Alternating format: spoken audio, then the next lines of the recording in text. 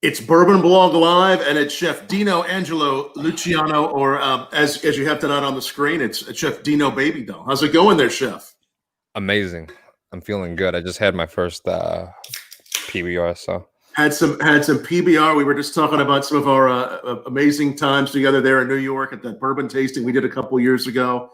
We had we had a whole lot of fun people there that night. There was a lot of great people that kind of followed us down the street to the tasting we did at, I think, at the Highlands. It was the Highlands, wasn't it? Yeah, yeah. It's that Scottish bar. We were there with it was because of what's his name? Scottish Francis. I showed up to that thing. Scottish Francis was there, yeah. Francis was, yeah. He joined us for Donut Day for one of these lives. So yeah, that's true. So it's great. It's great to have you with us just right before you're about to open a new restaurant there in Montreal. Yeah. La Mariachi, is that right? Yep, Le Mariachi. So that's like I'm saying it kind of more the like Spanish way. The French way is Le Mariachi. Is that right? Well, yeah, it's usually El Mariachi, but they have language laws here in Quebec, so it has to have some sort of French in it because they're still stuck in those racist bullshit times. So you got to do the French word before the English word or the Spanish word, whatever, because you will get fines for it. Believe it or not, you will get a fine if your restaurant has an English name. They will get pissed and you will get fined until you change it.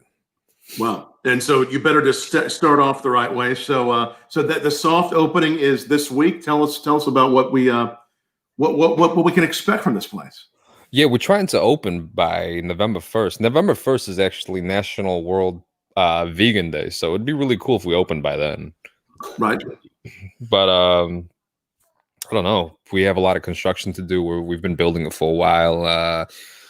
It's a beautiful concept. Everything we're putting into the design is just magnificent. So we really want to make sure we open it perfect, just to get all the aesthetic correct. So when people walk in, they're more wowed. And then, you kind of eat with your eyes first. So we want to give them that presentation and then the delicious food to match. So hopefully, well, the first is like 5-6 days from now, no? Right. We're very close to it. That would be, it's the first because Halloween is Saturday. I keep on remembering that. And then the first would be Sunday. So true. We're very close. Is there anybody in this room? Yeah, we got all kind of live viewers. So what happens on what you're watching is people are watching on Facebook, Twitter, YouTube, and when they ask questions, you'll see them to the right. But we're live on Twitter, Facebook, YouTube. Ask any questions you have from for Chef Dino, and he'll tell you about his new restaurants. Maybe even some recipe questions. Oh, there's Brian. Thank Quebecois. Is that how we say it? Quebecois. So tell us. So you're the vegan chef, right? Is it all going to be 100% vegan at this new restaurant? I'm not advertising it as a vegan restaurant or a plant-based restaurant. We're just going to serve delicious food. Delicious food. Most of it happens to be plant-based. Maybe 100% of it. Maybe 110. I don't know. But yeah, I tried to go onto the Facebook thing to see the questions, but I can't because when I do that, I get double voice and then it's confusing. So I'm just going to stay. Okay. Gotcha. Yeah. Well, we'll make sure with the questions we have, what I'll do is I'll post them on the screen. Okay. And so definitely any questions you have, ask your questions there. Tweet us back. Ask your questions. Okay. So someone did ask a question just now, and I'll put it there on the screen. What's your favorite menu item in the menu for the new restaurant? Favorite menu item. That's a good question. I would say definitely because we're doing a Southern California Mexican style restaurant, which is when you're in LA, you're San Diego, when you go into those hole in the wall, like really tiny Mexican food that just sells the street food, like the tacos and the big giant burritos that you can barely finish. Yeah. I would say I'm very proud of our house-made corn tortillas. It's very delicious. It took a lot of practice and a lot of really just studying the cuisine basically my whole life, but trying to recreate it these past few weeks to something a little bit more elevated than what I was used to eating. Because we don't want to do complete street food. We want to offer it in a more stylish, more refined manner. But I would say my probably most proud dish would be, fuck, I don't know. Shit. Just there's a whole lot you like. Yeah, I like it all. I like it all. So it's Anything. a lot of southern. So you're really going for this a Southern California flair, but as well as you're infusing some Canadian. Are you infusing some Canadian favorites too, or? Yeah, we are actually, because I'm working with a chef named Sarah T, who is from Quebec and from Montreal. And she was raised with the local, produce and ingredients that we have here in Quebec. I've only been here for 3 years, but I've had the opportunity to kind of look around, check out the different farms, check out the different produce, the things that are grown here. Right. And whatever city I'm in, I like to incorporate the local ingredients into that cuisine, because it's nothing better than supporting local where you're at, Right. and helping those farmers and helping those, those people, and then turning it into what we want to turn it into. I would just say my favorite thing about this project being in Montreal is, first of all, I love Montreal. I love Canada. It's an amazing country. This is an amazing city.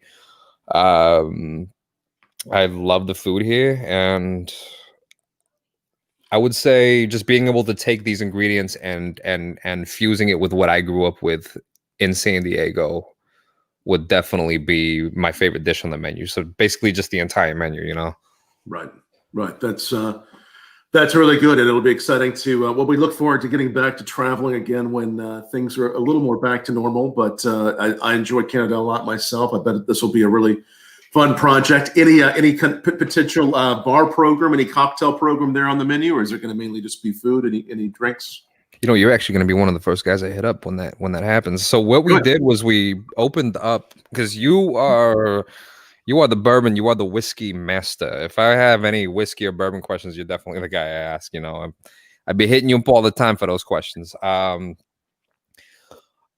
don't have a liquor license yet, because we basically took over a building that was called an épicerie, which is basically just a dépanneur, a convenience store. So we were able to sell beers and alcohols there, but we're not able to have people drink it in the building. So they'd have to take it and leave and go to the park.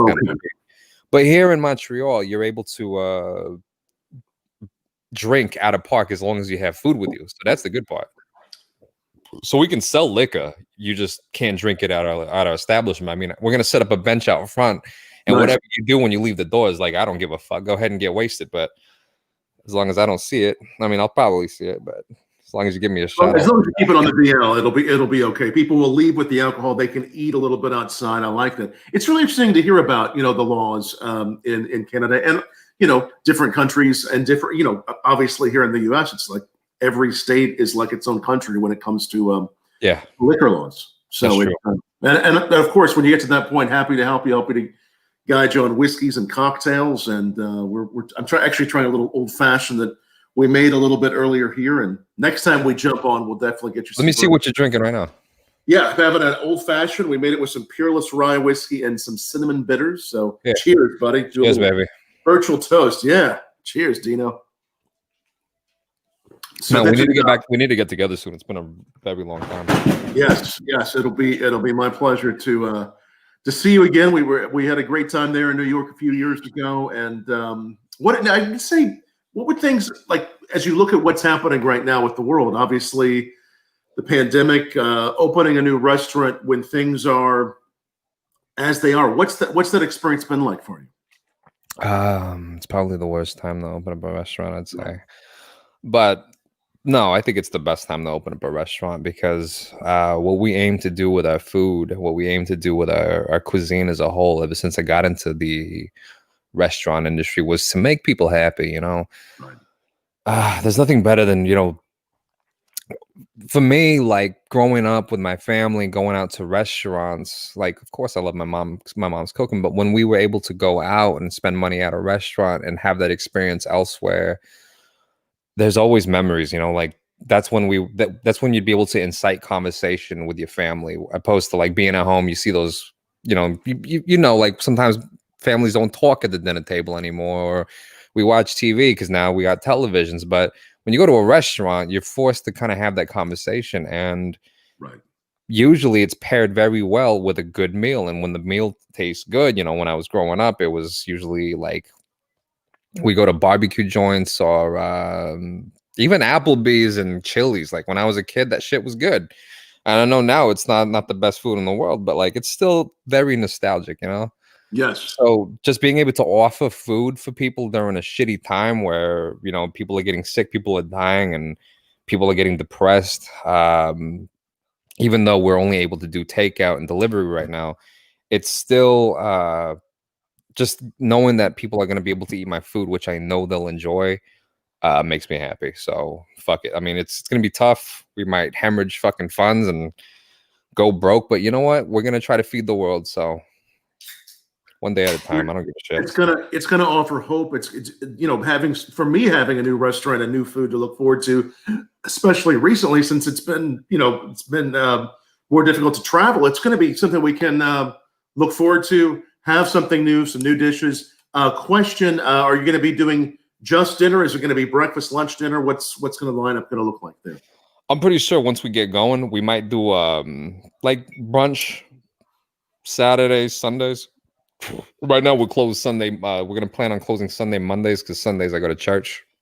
Right. Mondays, nobody really goes out on Monday, but Tuesday we want to be open Tuesday. A lot of people are closed Monday, Tuesdays because those are just days people don't go out. But Tuesday is one of those industry nights where it's the chefs, it's the line cooks, it's the dishwashers, it's the people in the restaurant industry that want to be able to go out and they usually can't. So we want to be open for them to serve people that are serving everyone else. So we'll be open on a Monday, on a Tuesday, but Sunday and Mondays, we might open up every once in a while to do like a Mexican brunch, but we're going to be open pretty early. You can come in there, you can get breakfast, lunch, or dinner. It's all the same shit anyway. Like I used to eat Mexican for breakfast and Mexican for dinner anyway. It's a good way to change things up. And now that a lot of us don't even know what time it is anymore or what day it is the last 8 months, so, we can have breakfast for dinner or vice versa. So for sure. That'll make things fun. When it comes to, obviously you were saying that all delicious food, a lot of it will be plant-based.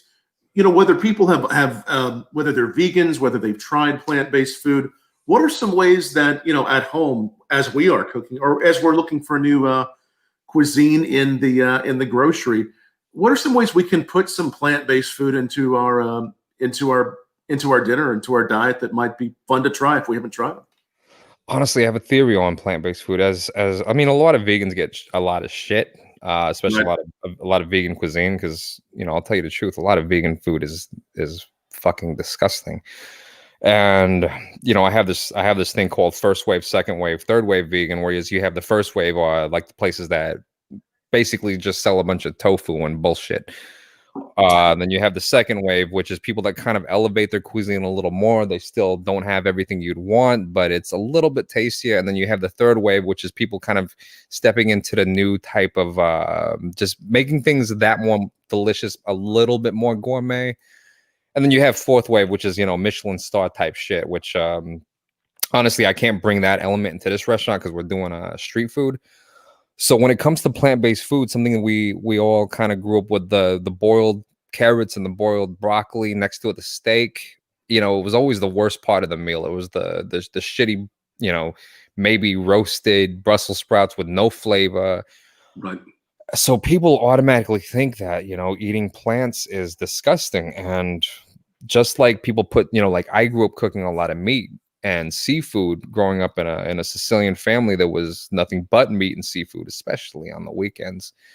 But it's the same care that we put into how we seasoned and marinated the meats. Like my grandfather's marinated barbecue ribs that took a week to marinate in the fridge, and then when you put it right onto the grill, like bam, right in your fucking face, flavor. I could swear on here, right? Is that okay? Sure. Yeah. So if you start putting that same amount of care into, the way you roast your cauliflower, the way you season it, the way you braise it, the way you baste it, you can get the same results. And just sort of, now that we have Google, you can basically find any recipe you want on there. And there's so many good plant-based recipes online. Or even just taking marinades from meats and mixing it with your own favorite vegetable. I think that's a good way to go. So I don't really have one answer for that. You just, I say, just explore, find your own palette, find what you like, get in the kitchen, fuck around, go buy a bunch of different spices, and put it all together until you're happy. You know? Right. No, I agree. I think it's fun to experiment with. Actually, one of my favorite dips, actually, and this is just a dip, but we discovered, my wife and I did a couple of years ago in San Diego, is the bitchin sauce. Yeah, the bitchin sauce. Yeah. It's so good and it's so creamy. And I've had people try it and say, guess what's in it? They always think it's cream or milk and it's plant based. It's the nuts. It's not a lot of nuts. Amazing. So it's really cool to see what you can do with the plant based foods, making them creamy, really giving people something different and something really healthy to try. True. And I'm not here trying to push veganism or anything. I'm definitely, like people with, like my family, the reason I really pushed plant-based food was because a lot of people in my family were suffering from things like high blood pressure or gout or obesity, and maybe trying to introduce more plant-based shit into their diet. So it's not meat, breakfast, lunch, and dinner 7 days a week. Maybe you can do meat on the weekends. I mean, everyone says, oh, well, Jesus ate meat. Well, Jesus wasn't eating cow every goddamn day, excuse my language, but you don't have to eat it all the time, like mess around, have fun, mix your flavors. I mean, you got to get your vegetables in there. You got to get your vitamins in there. I mean, meat has its own nutritions, but you can't get everything from meat. Right. So that's a good point. As far as I know, we talked last time I saw you a little bit about how you infusing whiskey or any alcohol into food, or do you have any favorite dishes where you've played around with mixing whiskey and food or any alcohols? Definitely. I like to incorporate, especially in desserts. We're doing a churro for this restaurant, and we might come up with a whiskey chocolate sauce for sure. I like to use a lot of whiskey, bourbon, or especially rum for creams that I use for my cannoli. Like, ooh. Yeah, and I don't cook that shit down either. Like it's straight up mixed in there, so you get that bite of a flavor. Because especially if it's good quality whiskey, you want to be able to taste it. You don't want to cook that shit off. Right.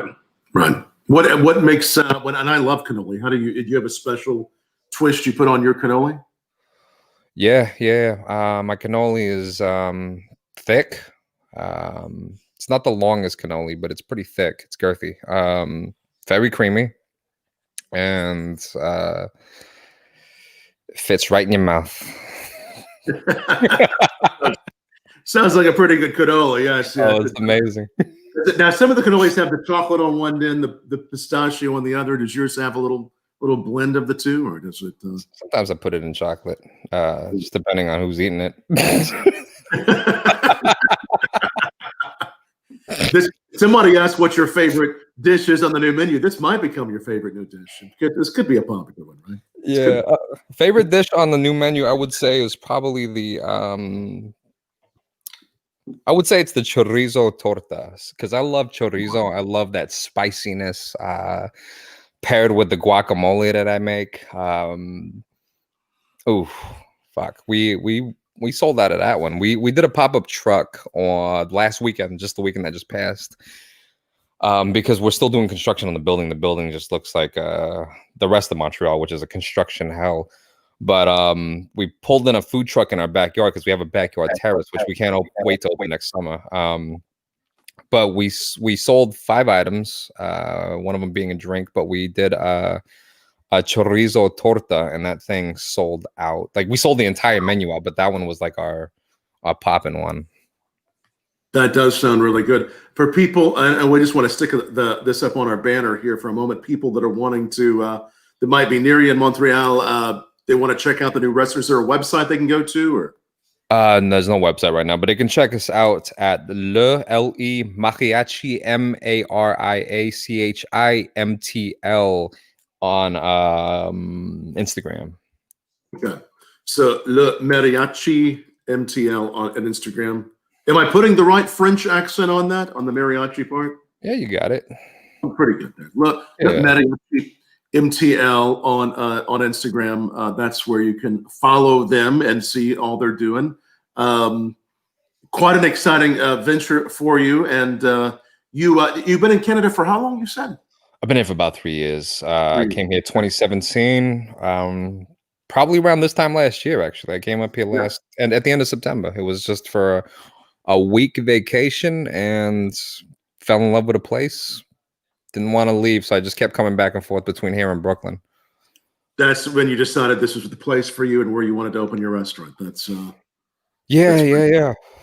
I found that there was a lot of different foods that I grew up with that was missing up here, including that authentic Southern California North Mexican cuisine shit that I grew up with in San Diego, Tijuana, when I used to go to Tijuana with my family. I didn't find a lot of that stuff up here, and I wanted to be able to bring that here. I had a lot of Montrealers come to San Diego, California, Los Angeles to come visit, even just on vacation when they were sick of the snow up here, which is coming very soon. And they said they missed the flavors. Like they fell in love with that Mexican cuisine down in San Diego, and they weren't able to find that same flavor up here. So I was like, damn, even I miss it sometimes. And like I said, there's nothing better than nostalgia through cuisine. And if you miss home, you want to be able to eat, so you can when you eat something and you feel really good for like a good hour, 2 hours afterward, you get that high from the food. And it takes you back to where you were. Like that's what I want to feel myself, and that's what I want people here to feel. Absolutely. And like we said, but this is going to be the perfect time to bring them hope and something new, and something really special, and something great not only for the foodies, but as you said, the restaurant community staying open that night when they're out. I think that's going to be very exciting for you. Again, if you're wanting to learn more about it, there is the Instagram link to go to. A soft opening. Well, opening this weekend. By next week, you'll be open, right? Yeah, we'll be open. We'll do a grand opening, but there's not going to be a bunch of people that are able to come by. It's just like everything's shut down right now. Prime Minister did an extension on the red zone shutdown, so now we're not going to hear about anything until November 23rd. So everything's pretty much shut down until the 23rd. So no walk-ins, no social gatherings, no nothing. Completely understandable as far as social gatherings go. I mean, he's keeping Walmart open, all those other big corporate businesses that are basically feeding the economy of Quebec or the government itself. But I don't think they quite understand what's going to happen when all these restaurants are shut down. As far as the economy goes, it's going to go straight to shit. It's gonna be really difficult. I mean, I think both in Canada and the U.S. I mean, we're seeing it's been a real struggle, especially if it does get worse or the rules are put out there for social distancing, certain percentages. I mean, what else are you seeing? I mean, you talk to restaurant friends probably across Canada, across the U.S. What are you gathering right now as far as what's happening? Oh, everyone's pissed. Everyone's pissed. Everyone's sweating because like this is what we do to feed our families, to feed ourselves, for fuck's sake. Right. No one's able to stay afloat right now, and with everything shut down, there's no possible way to make money. Right. It's very difficult. I'm usually on the road, going to a lot of restaurants, hotels across the country, sometimes even globally, and doing some great events, which we're unfortunately not able to do this year. Just like I met you at the International Restaurant Show of New York a couple of years ago. Yeah. Looks like that might be happening in March, but hard to know. The other ones were canceled. But of course, we have been the last 8 months or so bringing you all great interviews like this on Bourbon Blog Live. So if you're following this right now on Twitter, Facebook, YouTube, make sure you go and subscribe to our channel, because we're trying to put some great chefs, some great distillers, just people with great flavor that are doing amazing things on our channel. And bookmark that link as well, bourbonblog.com live. I know you enjoy good bourbon. Maybe we'll get you one. We'll aim to get you something, a good spirit or whiskey sent to you next time. Are there any favorite ones that you see? That I know not all bourbons are available in Canada, but what do you see a lot as far as bourbons go in Canada? What do you see out there on the shelves? Canada, I haven't really been shopping for bourbons up in Canada. Not ever since I left the States. If you want to send me some shit, surprise me, like whatever. I'm going to surprise you with something. Whatever your favorite is. Yeah, I do second that. Follow this blog. Watch these interviews, because this guy definitely knows what he's talking about. Especially if you want to get fucked up and you want to get fucked up proper on some good quality shit. This is the guy to help you there. Like, thank you very much. Especially, we want to make sure if you're going to drink, you do drink the best, right? That's what I was talking to you. I was talking about you a couple days ago. You were the host of hosts when you did that event over at that Scottish restaurant. Everyone was like, you had all this knowledge, and you didn't stumble, you didn't mumble, you didn't fumble once. You knew everything you were talking about. Anyone had questions, you answered it. Like, you have this extensive knowledge about alcohols that I could like. You're what do you call? How do you say connoisseur? Connoisseur. You were the connoisseur of liquors. So I appreciate it. Yeah, for sure. Thank you for your kind words. Same goes. You're a very talented guy. You're doing amazing food. Let's plan forward sometime, and once things are better, I'll get up there. We'll host a whiskey and spirit tasting. I would love that. Mariachi. I would love that, actually. Yeah, that'd be amazing to join you. I really look forward to that. It'll be fun to be up there with you and to have some fun for sure. That would be so fun to do, like a 5-course, whiskey bourbon pairing for some of these dishes. Like, that would be amazing. Yeah. Infuse a little booze into every course is what we'll do. Or at least Yeah. Yeah, I would love that. That sounds fun. So again, it's Chef Dino Angelo Luciano. Of course, we really the world stage got to know you on MasterChef. Was that 2 years, 3 years ago? How many years ago was that MasterChef? Dude, I don't even know how many years ago that was. I think that was 2017. I played. 2017. Yeah, 2017. Winner of MasterChef, such a talented guy, Chef Dino. And how did that happen anyway? When you got on that show, how did they find you? What was that process like? To get onto the show? Yeah. How were you actually discovered? I mean, everybody has their story about how they got found. What's yours? Okay. I was actually writing screenplay for a while. So I was on this website called backstage.com, and it's an actor's website from the States. I think they have it in Canada too. So I was basically just doing independent films and jumping in as extras on different productions, just so I can meet people and sort of build my repertoire, make friends, and sort of do the Christopher Nolan, come out with all the Batmans until he was able to come out with his own Inception. And I wanted to, one day come out with my own film with all the friends I was making. And then one day, I was doing I think I did like 3 independent. One was a college film, 2 were like these low production films. I mean, don't even look them up. They were complete shit. You're going to look them up, I know. But I saw the show called MasterChef looking for, contestants on there. Right. And I was like, MasterChef, that sounds familiar. I called my mother and I was like, hey, have you heard of this show called MasterChef? She was like, yeah, that's the show with Gordon Ramsay. I was like, oh, Gordon Ramsay, I know that guy. We used to watch him when I was a kid. Okay. So she was like, yeah, that's one of my favorite shows. So I signed up, typed all my info in. There was like back and forth for 3 months. Finally got onto the show. I don't know how many months later, 9 months later, won the shit. And I got to bring my mom onto the show. So I think there's a couple of different processes. You have to go to these locations to audition. You bring in a dish, and I don't know. I think honestly that's probably all I'm allowed to say, because I signed a contract that said I would get sued if I gave any secrets. So well, you had a lot of fun with it. You did a great job. How was Chef Gordon Ramsay? How was that experience to be? You were here with him for the whole season. Yeah. Chef Gordon was cool. Everyone, that's probably one of the most popular questions. The most popular question is, how is Chef Gordon Ramsay in real life? Is he an asshole? Like, in real life, no. He's really helpful. He's really kind. He cares about food. He cares about us as growing chefs. He wants us to learn. He wants us to build ourselves. He wants us to become refined. And he really offers a lot of help in that area. So he cares about food. He's a guy who truly does care about the art of cuisine, and that is one of the things I respect about him most. All right, I think we're back. I think we cut out there briefly for a moment. Oh, we cut off. Did you guys hear that? We heard maybe the last 20 seconds. See what you said in the last 20 seconds. It was very Chef Gordon cares about the art of cuisine, and that's one of the things I respect about him most. Is he loves food, and he wants us to love food. Very passionate guy. He really, we really enjoy him a lot. And if you're listening to this, Chef Gordon or anybody out there, Chef Gordon owes me an email. He said he'd email me last year, actually. He told his assistant to write my email down, and he said he would email me.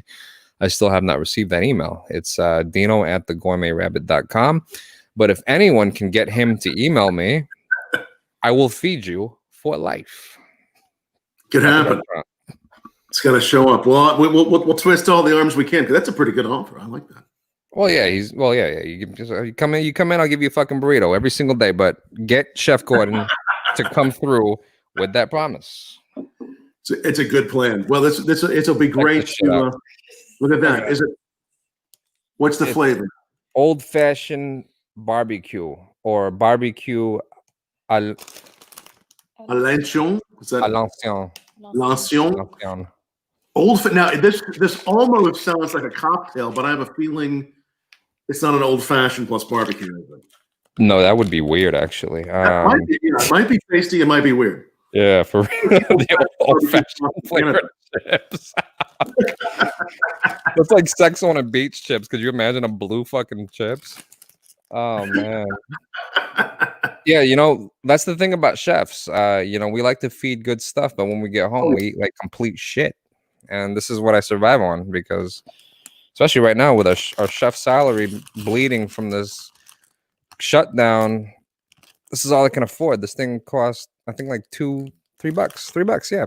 And this will last me an episode of Friends. So at least one episode. A little bit of PBR and some old-fashioned barbecue. The Lay's chips are interesting. The ones they've done the last few years, they've had those contests where they have everybody rank their own, and they've had like some that are like was it like chicken and biscuits? They've had some things that are like those were good. They've had some good ones, I think. There was some good ones. There was some good ones on there. They've never made a bad chip, I think my favorite ingredient, people don't know this, but the best part about chips is the MSG. Monosodium glutamate. That's what makes it taste so good, and that's what makes you wake up fucking bloated, looking like secret sauce, but also we don't want to be bloated. That's not 27 chips, 340 milligrams of sodium, and that's 14% of your daily diet. So one bag of chips will fuck me up for the entire day. But it's been a while. I don't think I've ever counted out 27 chips or even 7 or 10. No. I have to eat chips in even numbers. But it's a whole different story. How many chips are in one bag, if I had to guess? For real. Does it say about how many servings? Well, yeah, it says 27 chips, 50 grams, and inside one bag is 165 grams. So over 3 servings. So this is a few. A little bit over 3 servings. So that's about 1,000 milligrams of sodium. Yeah. That's half your daily necessity right there. That's fucked up. Of course, I love homemade chips. I mean, there's some restaurants, or you can do them in your own home, but I've had some amazing homemade chips. Are you a fan of making those? Making chips? No, that takes too fucking long. It's really, it takes a little it's a yeah, because then you got to slice them thin, and then you got to soak them in water, and then you got to fry them, and then you got to take them out and then fry them again. It's like a double blanch process. Like I'm doing that shit at the restaurant every day. I don't want to do that shit when I get home. It might be a special. The MSG free chips at some point might be a special on the menu, but for now, I know you remember that whole scare back in the 90s where they had every like Asian restaurant had to put no MSG on the fucking front of their door because people wouldn't go eat there. But then they'd go home and eat a bunch of like hot fucking Cheetos, which is packed with MSG. never seems to quite all add up. Whenever you look at how it's all balancing out with the food we eat. Any food trends? I mean, whether it's out of the pandemic, people cooking a lot of stuff at home, or just in general food trends you think we're going to see more and more as we go into the future? Anything you're looking at? That's a good question. That's a very good question, actually. Food trends, because I'm always like, this is always a big fucking joke to me. Food trends. I remember, what was it? 2000 and I think it was 2013, 2014 was the whole truffle fries and Parmesan at the restaurant where you get the truffle fries. Yeah. And then like around the same time was the Brussels sprouts, the deep fried Brussels sprouts with like some sort of chili sauce. Yes. What's the trend these days? What is the trend these days? Weird Instagram stuff like black bagels and Black bagels, yeah, black colored bagels, which is made of what, like charcoal powder. But like as far as restaurants go, what would you say, Tom? What have you seen? That's a good question. I would just tell you, let's infuse some stuff with bourbon, right? But when you talked about the black charcoal bagels, there was a place that I went to in LA that had, I think it was an activated charcoal gelato, if I'm not mistaken. It was a vanilla flavor, but it was black, and it was really, really good. Oh, that sounds good. That sounds really good. Great place in Malibu. It's owned by a French guy. I'm trying to think of the name of it, but it was amazing. So I think that when you can infuse a slight flavor and then change the color, visuals, especially given the culture we're in of the Instagram, of the photos of Facebook, changing a small element can really make something pop, especially if it makes the flavor pop too. So I would say that probably would be one trend. But, I'm going to call out the next trend right now, and let's get this on record today. As I say it, the next trend is going to be street food, because like I said, we're pushing street food, Mexican food. You know, when you go to San Diego, LA, and you get those big ass burritos, try taking a picture of a fucking burrito with the like unwrapped foil, bite through that shit. It just looks like this tortilla wrapped filled with like who the fuck knows what. Like sometimes it looks like diarrhea, sometimes it looks like baby shit. Like it's delicious, but you can't photograph it well. So I think the next trend in food is just going to be straight up street food flavors. Like you don't think it's going to look fucking good. It doesn't matter if it looks good. You'll still have these, you know, broads with really giant lips taking pictures of the street tacos. But I think the next trend is the street food, the fucked up, the ugly, super delicious type food for sure. But it's messy and delicious. So many messy things are often delicious. Yeah, food that looks the same when it comes in and when it comes out the next day. As long as it feels good both ways. Oh my God. Oh, that's funny. Oh my God. Street food, I guess street food has really, inspired. When you look at some menus, you look at trends or dishes that have been borrowed from street food in restaurants. I mean, that's become a thing too, right? Street food influencing what you see in restaurants. I think so. I definitely think there's a lot of influence in that. I think a lot of businesses that are specifically bleeding right now are those white tablecloth restaurants. Because one, a lot of us are losing our jobs. Two, there's a giant homeless issue growing, and no one seems to give a shit. Like, what's his name? The dude that owns Amazon? Jeff Bezos. Is that what it is? The guy from Amazon that could literally feed fucking everybody with with what's in his bank account, and he just stays home and jerks off to whatever the fuck he likes. But there's a massive growing homeless population. So I think right now those fancy 5-star restaurants are honestly just dying out. Right now we're back into the street food. We're back into the old school. Just that, whenever it always happened like that in history. Anywhere you look at any country, like even Iran. I have a friend from he's Persian, from Iran, and there was a very big what's the fucking word? I'm very illiterate. I'm into my third PBR right now, so my dictionary is just fucking shit. There was a recession, and people just, restaurants were closing down in Iran. So what people did was they went to their house and were cooking food and selling it on their front porches, on the street. And I think that's what's going on all around the world, is people are just starting to sell back to basics, back to the beginning culture. And that pretty much just goes as far as food. Right. Yeah. I would, I can't go into a 5-star establishment, but I can go into a shithole, a hole in the wall, get myself a nice, set of tacos, a burrito.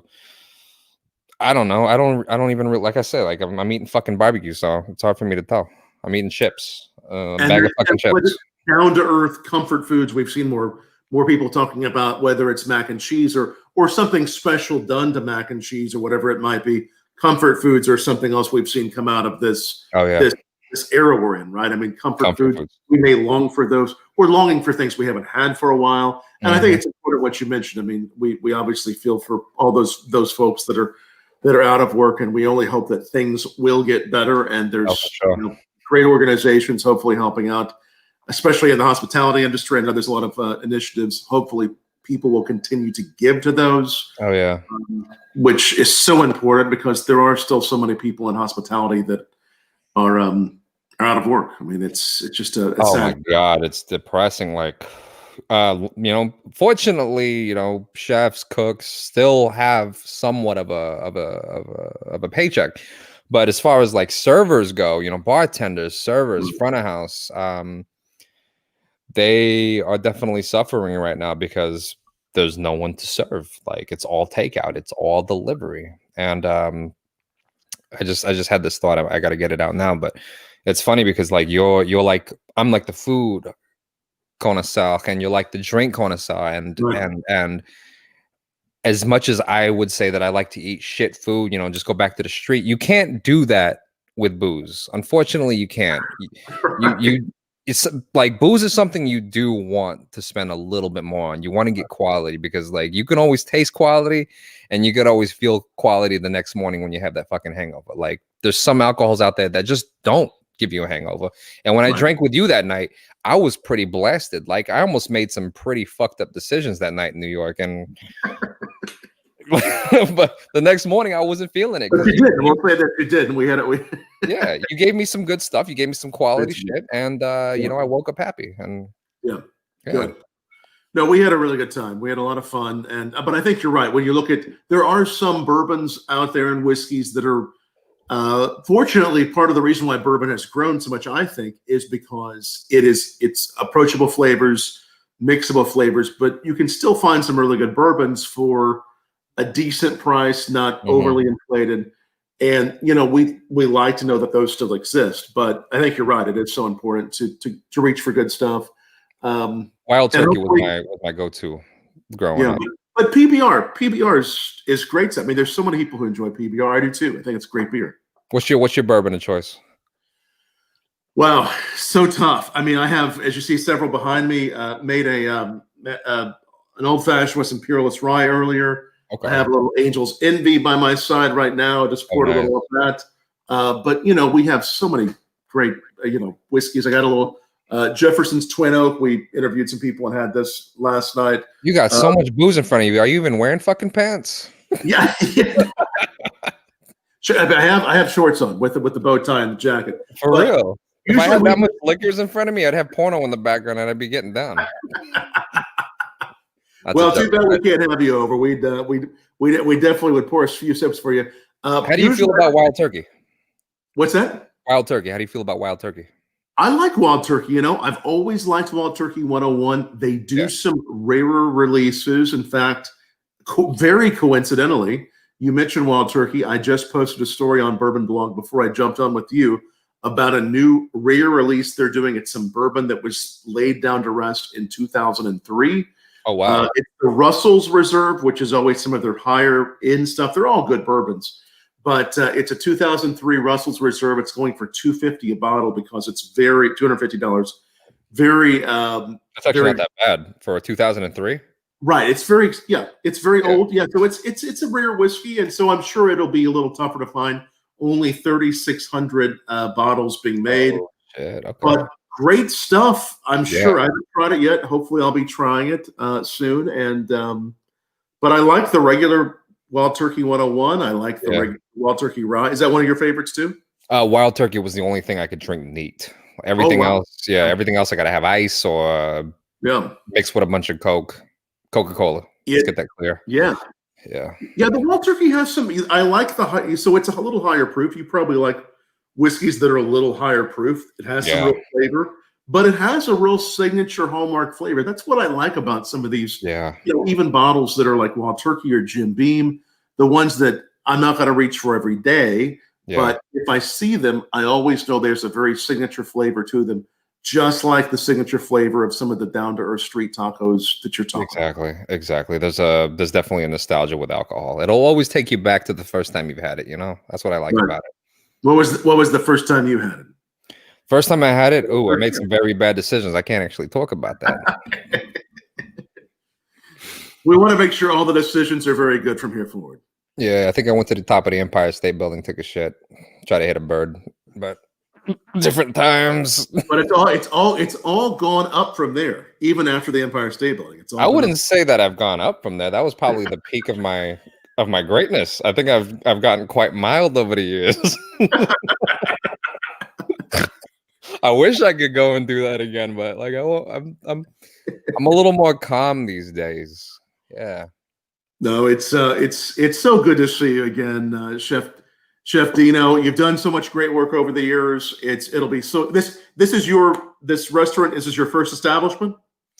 Yeah, I actually opened up a place in Phoenix, Arizona, back in 2018. It was called Muse and Market, and it turns out the owners were actually just using me to fuck me over and create a restaurant for them. Oh, man. So shout out to you, Laura. You can go fuck yourself. Now you have your own. That's the good news. Yes, definitely. So this is your very own, and we're very excited for you. That's so important, and we're proud of you. And if you want to check it out, it's right there. Is the Instagram link, Mariachi MTL for Montreal. Am I saying it the best way? Montreal? Montreal. Montreal. Yeah. Actually, you want to hear some French? Here's French. Sure. Here's my other chef, because it's like I said, it's a chef-owned, chef-run restaurant, because the only way to run a proper restaurant is when a chef runs it. So here is the other chef, Chef Sarah. Bonjour. Bonjour. Bonsoir, mademoiselle. Bonsoir. Français, I can't hear him though, because you have the headphones. Okay, here's the headphones. Okay. She's gonna give a little something. Put on the headphones. She's going to tell us about the mariachi. Dites-moi la mariachi, s'il vous plaît. Le Mariachi MTL sur Instagram. Very nice. Very nice. See, I speak a few words. I know a few words, right? I know a little French. Where are you right now? Chicago? I'm on the border of Indiana and Kentucky is where I am. Oh, that's pretty far. Yeah. But go ahead. Have you been to Montreal before? I haven't. I've been some other areas in Canada, but I've not been to Montreal. So I will look forward to being there at some point with you guys. You should come around, speak some French. I would love that. Can So I go? we asked Chef Dino his favorite menu item. What's going to be your favorite menu item? I really like the burrito, to be honest. That's what I think he was saying. That this must be some burrito. I bet it is. Yeah, you can eat it for breakfast and you'll be full for the whole day. So it's always good. Yeah. That's good. Let me do a little shout out here. Yes. Donc, allez suivre le Mariachi MTL sur Instagram et Facebook. On a la meilleure bouffe mexicaine à Montréal. Very nice. Okay, you're back on me. Okay. That's great. Thank you. No, thank you so much. It's great to meet her. Thank you. Merci to. He said merci. That's perfect. See, he speaks French. This guy. Her name is Chef Sarah. Je parle français quelquefois.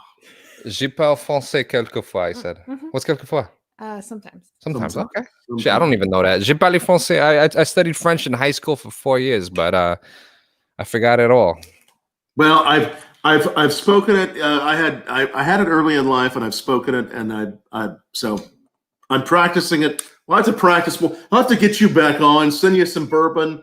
Practice more. Maybe we can walk through the notes. Let's get together, drink some bourbon, and we could practice French kissing. But not on each other, on others, right? Bring my wife along. I'll practice it on her. Well, you never know. Depends on how much wild turkey we drink, right? Yeah, wild turkey. Yeah, right. You're too much fun. You're a good laugh. That shit'll turn you into a wild turkey for sure. Chef Dino Angelo Luciano. He may have to have his own wild turkey dish. If you were going to put wild turkey in anything, what would it be?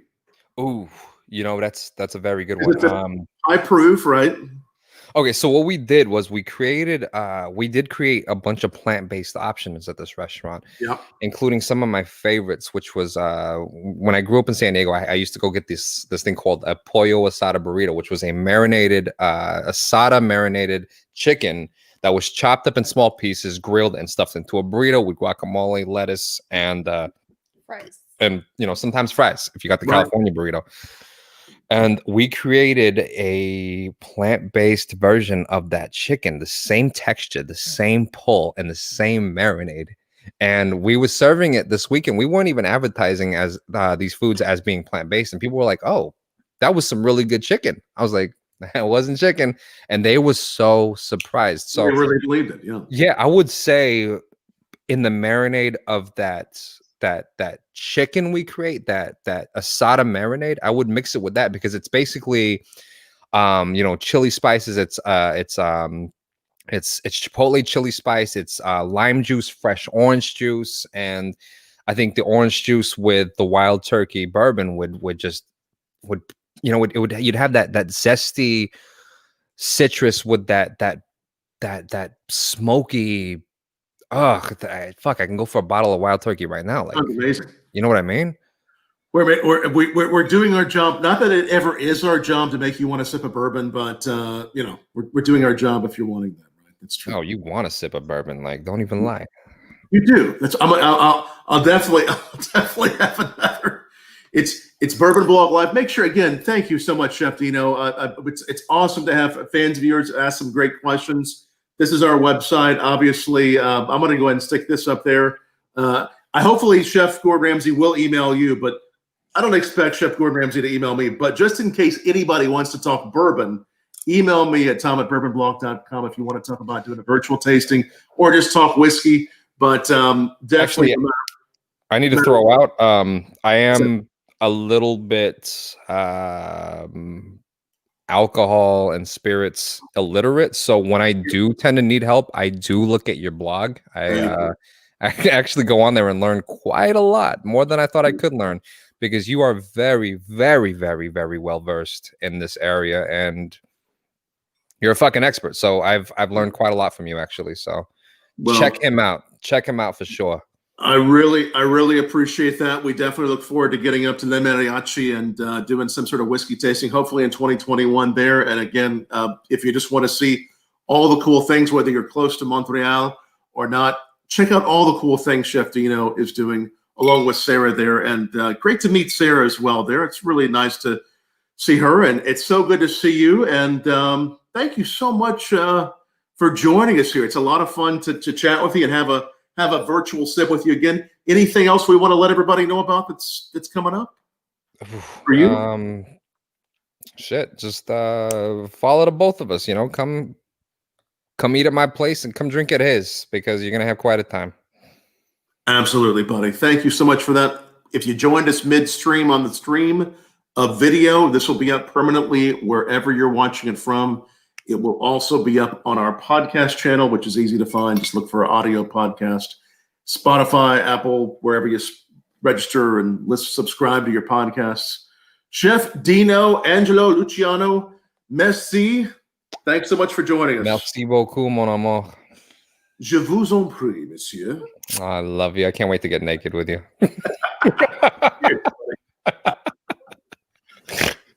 It may take